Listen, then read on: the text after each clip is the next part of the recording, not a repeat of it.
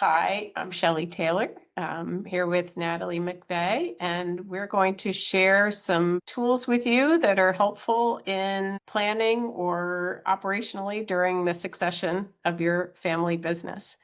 We have a decision making matrix that we're going to share with you. And this is a really helpful governance tool for you in your family business. When you're looking at big decisions and you're trying to separate what's an owner's decision, what's a leadership decision, what's a key leader, where do these lie in your business? And so we'll talk about some examples. If you're going to sell the business, well, that's an owner's decision. Certainly, you're going to consult with the president on that. You might consult with the CFO a little bit to see what the dollar amounts are, what the returns are going to be, what the other options might be if they're doing all your number crunching for you. But the decision itself is going to lie with the owners. And then, of course, you might have another column of who you're going to inform that this is happening ahead of time. There might be other family members, there might be other constituents. Lots of times a sale is something you're going to keep pretty close to the vest. So that might not happen until later, but then you also do want to have a communication plan for when it does happen so that you can share the information in the appropriate way. You're going to tell your employees, for instance, about it, and you want to do it in a way that's not scary and causing anxiety for any of those constituent groups. So when you have a budget, the president is going to work on the budget very closely with the CEO. They're going to make those decisions, and then you're going to let the owners know. If you have a board of directors, they're going to have approval of that budget. That's once it's final, but they're going to get to see it and look at it. So that's another area where it's not a decision on the owners. They're going to have approval of it, but the numbers, the details in it are going to be decided on, and you're going to consult with the CFO, maybe department heads, other areas, and then you're going to come up with a big budget and you're going to present it. Performance evaluations, that's going to happen throughout, right? So the decision might be made that this is our company policy, but then it's going to be acted on throughout the organization. The owners are not going to be involved except at the board level when it comes to a CEO evaluation. That's going to happen at the board level. New plant equipment. So we put that in. That's a different category than some of the others. But if it's a big major expenditure, that might have to happen across the organization as well. Certainly inform the CEO. You're going to maybe consult with the CEO so that person can do some number crunching for you there. And then the president, and depending on the dollar value and what the process is in your business, the owners might need to sign off on that at the board level. Natalie, I'm going to ask you, see if you have any more insights or inputs on how to use this tool. I agree. It depends. I've seen some families that do, as owners, have tighter reins on the budget. And I think the point is, whether you do or you don't, you know your unwritten rules. You're the person who knows the way it should go. And that's what we want to actually map out so there's no confusion. So even if you say, well, that's not how it works in my family company, fine. Make it work for your family company and let everyone else know. We tend to get more tripped up on those unwritten rules and things tend to get lost. And that's where this is really helpful, not just for succession, but also for building that strength in the organization. Yeah, that's a really good point. I mean, clarity is really what we're looking for, right? And so when you see on the next slide, this is similar. This was developed in concert with a family business where I was working with them on a decision-making tool, and they rewrote the columns, right? They said, wait, I don't want to know, who is doing it. I want to know how we're collaborating on this. So are we making this decision together? This was a sibling team, and it used to, prior to them, it was the parent who was doing all these things. So they're coming into leadership and they want to know, how are we going to work together? And so this lent a clarity and support and really help for them to eliminate those gray areas. And maybe it's going to be one person making the decision, but who do I need to tell? When do we get to know, right? We don't want to find out from somebody down the hallway. We want to know when it's important, when it's happening, and so that we, as part of the ownership and leadership team, are aware of these things. And the rows, the categories, you fill those in as what makes the most sense in your situation and in your environment. These are just examples. And each business is going to have areas where it's already clearly defined, and that's great. But then there are areas where we're not really so sure. So maybe we fill out this kind of matrix and chart to really help us move forward as a team and a leadership group. Absolutely. And this process also, if we put a developmental lens on it, really helps me know the parts that I will be doing and what I'm not going to be doing.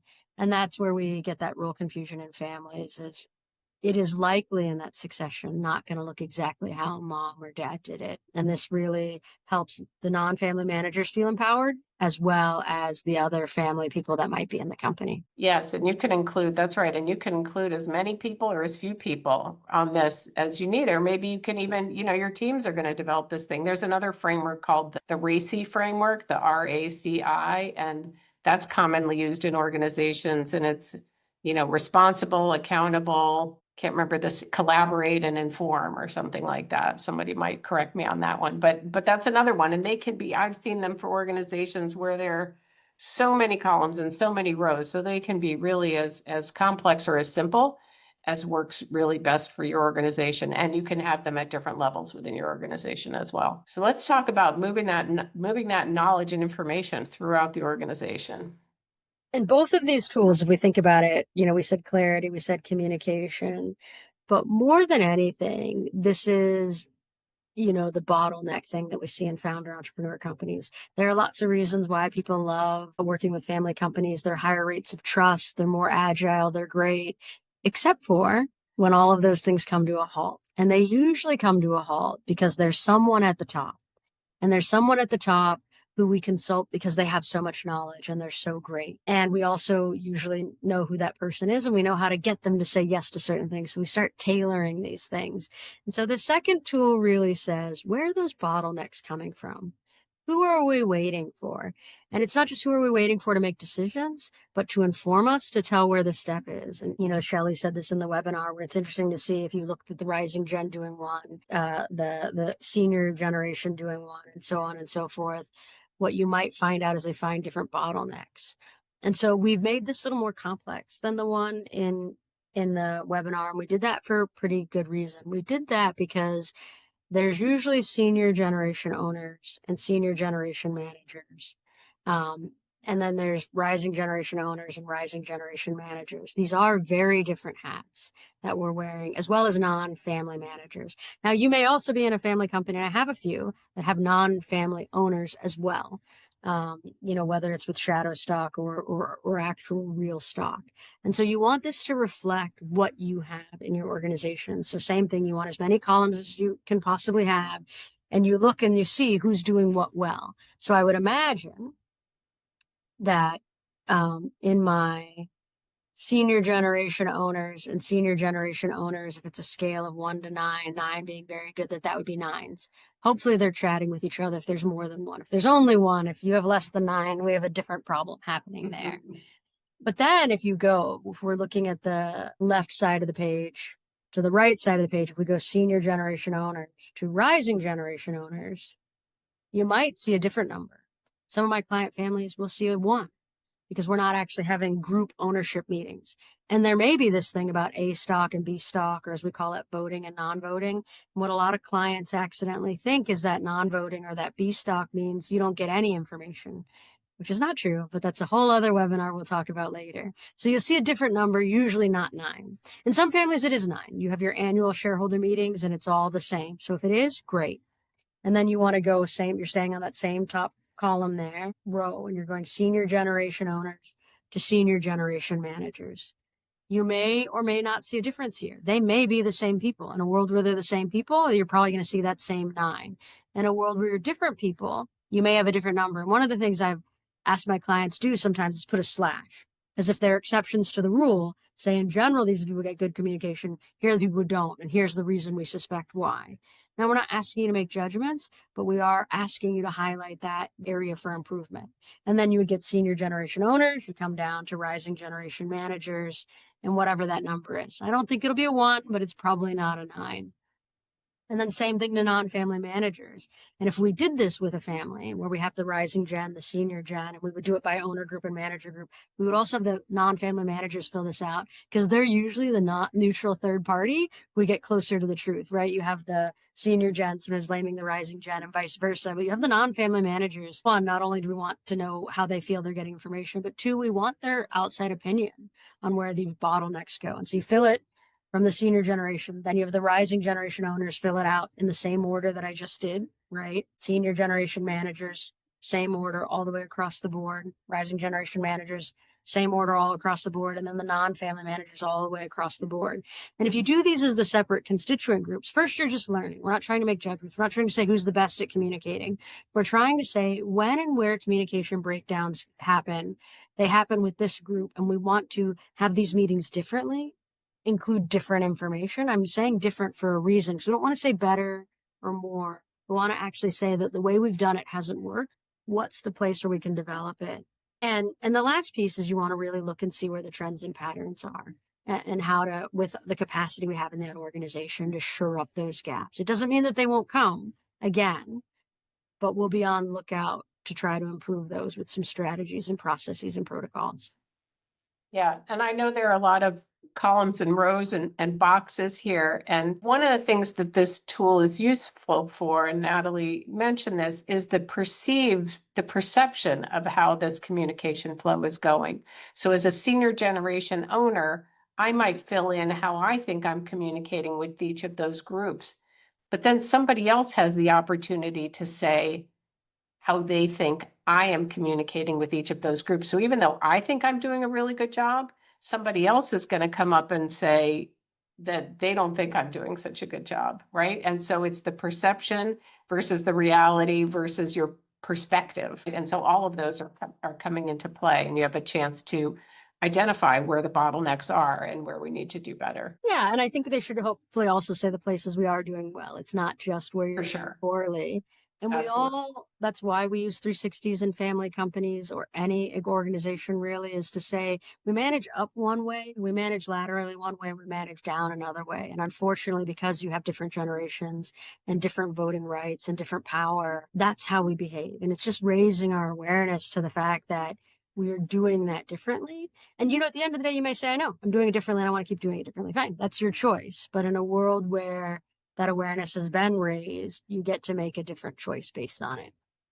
Yeah, and actually another example that I think is interesting too is not how I think I'm doing and how other people think I'm doing, but how the groups themselves, you might rate yourself not well, right? So the rising gen owners might say, well, we don't communicate with the managers very well, or we don't communicate with the other owners very well. But then the other groups from the outside might say, we think that group is communicating really well. And so that's another perception difference where, well, you might think we're talking all the time or sharing the important knowledge, but actually we don't really think that we are. So that's the opposite way of looking at it, which is very informative and important as well. Yeah, we didn't put a column for just family members who are not in the business, but that's something that happens too. There are times where family members want in the business. I see this all the time because they assume the family members in the business are just chatting and laughing it up and having so much fun together. And in many cases, they actually don't even see or talk to each other that much. They're in different departments and they have different views. So that's great too. It can eliminate these ideas of, favoritism and more time when that just might not be true. Yeah, and then what I've seen, so using this kind of tool with a family is then you come up with ideas to address the bottlenecks or enhance what's already working well. And then that's an opportunity. So you don't do this and then you stop. You do this and you say, okay, now how is this going to serve us? How is this going to help us? And now we're going to develop a process whereby we can address these issues and we can support that and we can make sure that everybody's in the loop on these important things. And then we pass down the important information where appropriate and where needed. Absolutely. Both of the tool you talked about in this tool, I would say it's a diagnostic at first. How are we doing? And then after that, it's a developmental tool. Yeah. Are we doing the thing we say we want to do? And if we have to have some accountability and feedback, even the first one we talked about, this is technically my decision, but every time it's my decision, you keep saying it's yours.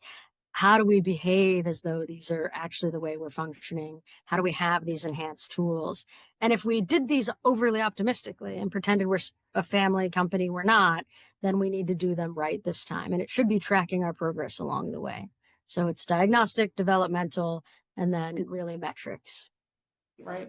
Yes. Well, this is wonderful. We wanted to share these with you so that you could not just have pieces of paper, but know how to use these pieces of paper, and hopefully they'll help support you in your journey. It's been great sharing this with you. Great working with you, Natalie. And we look Same. forward to seeing you all again soon.